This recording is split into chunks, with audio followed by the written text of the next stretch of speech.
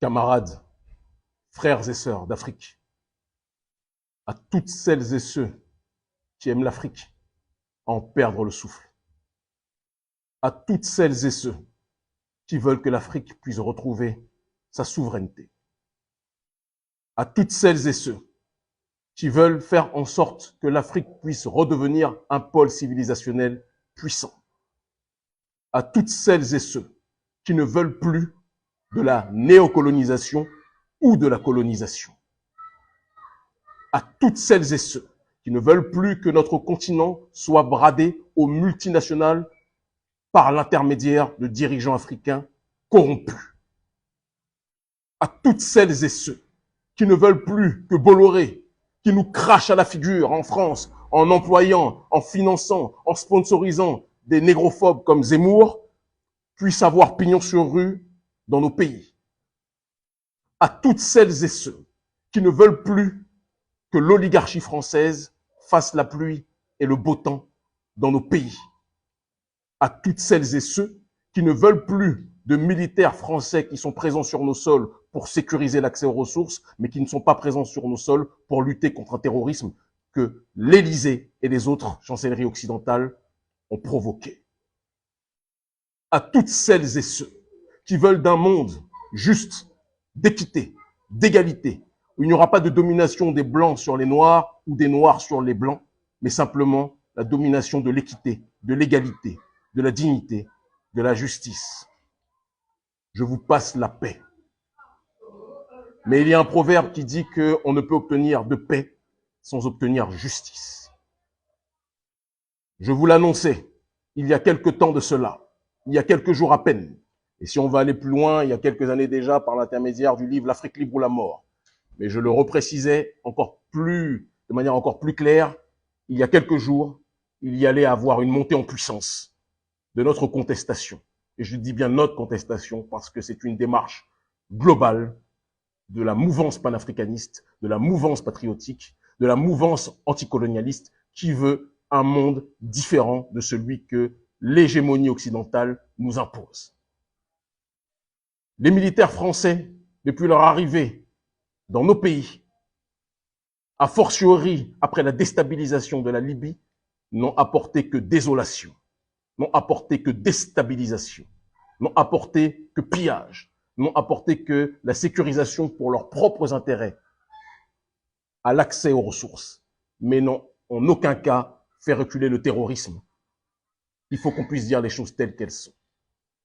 Nous reconnaissons que certains sont morts, parce que malheureusement, comme dirait l'autre, la guerre, ce sont des puissants qui appellent les autres à aller mourir pendant que eux ne risquent rien. Et donc il y a des gens parmi les militaires français qui sans doute ont cru agir en défendant la justice, mais ils étaient manipulés par les intérêts des multinationales et de l'oligarchie occidentale. Nous devons être capables de le dire. Notre combat n'est pas un combat contre les Français, n'est pas un combat contre les Blancs. C'est le piège que l'Élysée voudrait nous tendre, mais ça ne marchera pas. Nous n'appelons à aucune violence contre des citoyens français, mais nous nous attaquons au néocolonialisme matérialisé par la France-Afrique et les officines françaises qui agissent en sous-main pour déstabiliser nos pays. Nous n'appelons pas à la violence, mais nous appelons à l'intelligence. Et quand votre terre-mère se fait braquer par tout le monde et en priorité par l'oligarchie française, votre responsabilité, c'est d'agir de telle sorte de protéger votre terre-mère qui se fait braquer. Le lieutenant-colonel Damiba, par arrogance, par insolence et par un mépris du peuple qui me fait même penser qu'il a été dans le centre de formation de Blaise Compaoré, n'a pas écouté le cri du peuple qui voulait une alternative à la situation que les nôtres connaissent. Il n'a pas écouté la volonté des nôtres, non pas comme je l'ai entendu de se coucher devant la Russie, nous ne nous couchons devant personne. Mais nous déclarons le droit pour notre propre population de décider de manière mature ce qui est bon pour elle. Si nous voulons changer d'alliance et de partenaire, nous avons le droit de le faire. Mais je le dis pour les Russes, que nous connaissons, comme nous connaissons les Cubains, comme nous connaissons des Iraniens, comme nous connaissons des Turcs, etc. Notre confiance, pour l'instant, est plus proche de ces derniers que du gouvernement français, mais ne nous trompons pas. Nous ne considérerons jamais les Russes comme nos messies parce que le seul messie de l'Afrique, c'est l'Afrique elle-même. Et si la Russie nous déçoit dans le futur comme la France nous déçoit, nous combattrons la Russie comme nous combattons l'oligarchie française aujourd'hui. Mais pour l'instant, nous voulons un monde multipolaire et donc nous voulons des alliances avec des gens qui sont dans une logique d'agir pour faire reculer véritablement le terrorisme et non pas le sponsoriser comme certaines entités que nous connaissons.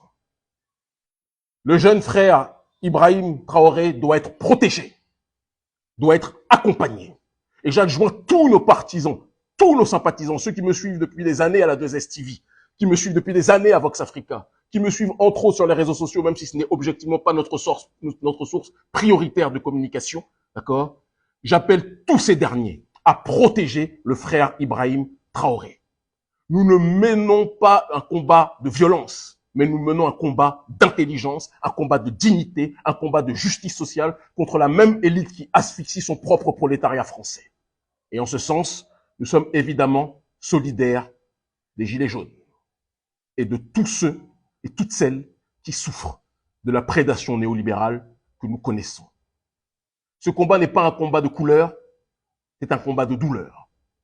La douleur que ressent une grande partie de la population mondiale, mise de côté, et a fortiori le continent africain, mis de côté, asphyxié, humilié, dépouillé, sans qu'on puisse lui laisser le choix de décider pour lui-même de sa propre destinée.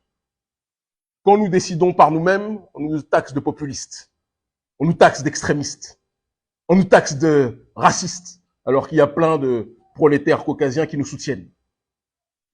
Cette campagne d'intoxication va cesser.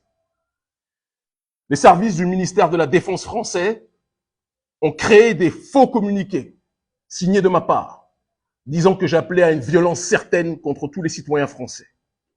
Je précise avec la plus grande force et la plus grande fermeté que nous réprouvons toute attaque contre qui que ce soit et jusqu'à preuve du contraire, nos militants, nos sympathisants, nos éléments ne mènent aucune attaque à l'heure actuelle contre aucun civil.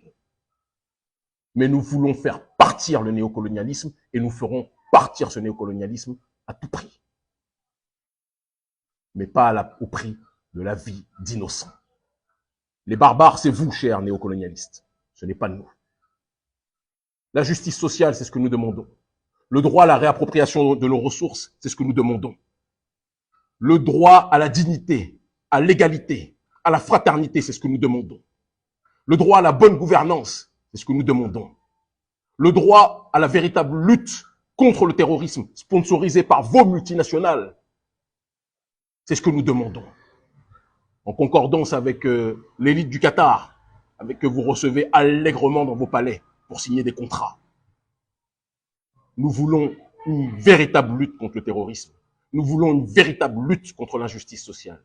Nous voulons une véritable lutte contre le pillage de nos ressources, de nos matières premières. Nous voulons une véritable lutte contre l'injustice néocoloniale que vous propagez depuis Jacques Foccart. Jacques Foccart et De Gaulle, parce que je sais, je viens sur De Gaulle, certains nous disent, Kémy, pourquoi tu n'es pas au Faso à l'heure actuelle? Je suis quelque part en Afrique francophone, je n'ai pas à vous dire où. Mais votre propre De Gaulle lui-même était à Londres lorsqu'il lançait l'appel à ses troupes. Vous vous souvenez? Alors ne soyez pas surpris que les panafricanismes, où qu'ils soient, coordonnent, mobilisent et soutiennent les nôtres pour un monde plus juste, un monde meilleur, un monde de dignité, un monde d'égalité, un monde de justice et de révolution réelle. Vous ne nous aurez plus, vous ne nous manipulerez plus. Notre génération a tiré les leçons de ce que vous avez fait auparavant vis-à-vis de nos aïeux. Dabiba a reçu Compaoré, ça a été la goutte d'eau qui a fait déborder le vase. On ne reçoit pas le co-meurtrier de notre père Thomas Sankara. On ne le recevra jamais, on ne l'acceptera jamais. Nous avions annoncé une montée en puissance de la contestation. Cette montée en puissance s'est matérialisée et j'appelle tout le monde, je dis bien tout le monde, à ce qu'elle puisse continuer, s'accentuer. Mais je répète à toutes nos troupes, à tous nos militants, à tous nos sympathisants, à tous ceux qui sont coordonnés. Si je cite les noms, je vais peut-être en mettre certains en danger. Donc, je préfère ne pas citer les noms, d'accord? Mais toutes les organisations patriotiques qui entourent à l'heure actuelle le frère Ibrahim Traoré, savent de quoi je parle. Nous vous aimons en crever. L'Afrique libre ou la mort, nous vaincrons. Nous le préconisions depuis des années.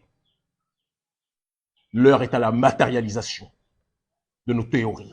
Ils finiront par comprendre. Ne vous laissez pas manipuler.